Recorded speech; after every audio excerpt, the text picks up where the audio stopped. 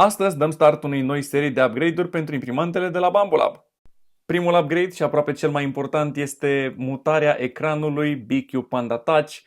Trebuie să-l mut deasupra ecranului original, i-am făcut o carcasă foarte mișto.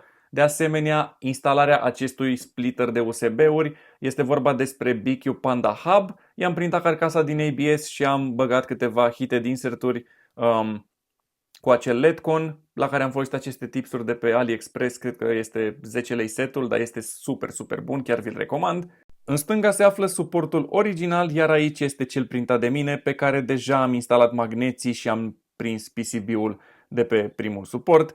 Chiar a ieșit foarte bine printul și cred că o să-și facă treaba de minune. Chiar are potențial foarte mare acest proiect, pe care apropo l-am găsit pe MakerWorld.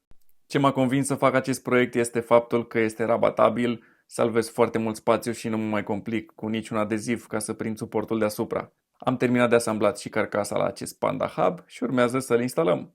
Asamblarea este foarte intuitivă, după cum se poate vedea și în video, însă mereu vă recomand să consultați manualul de instrucțiuni, mai ales pentru produsele de la BQ, pentru că au o documentație foarte bună.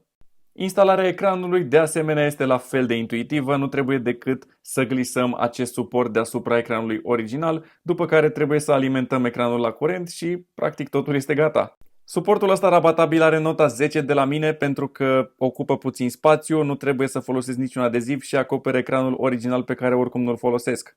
Însă, dacă folosiți acest ecran, să nu îl alimentați de la USB-ul din interiorul imprimantei pentru că nu va primi suficient curent și va avea flickering mereu. Eu am făcut-o românească și l-am alimentat la priză. Deci, dacă v-a plăcut și v-a fost util acest video, vă cer în schimb doar un like și un follow pentru că m-ar ajuta foarte mult, iar în următorul video o să vă arăt la ce folosește acea mufă și acest canal. Va fi un upgrade foarte interesant.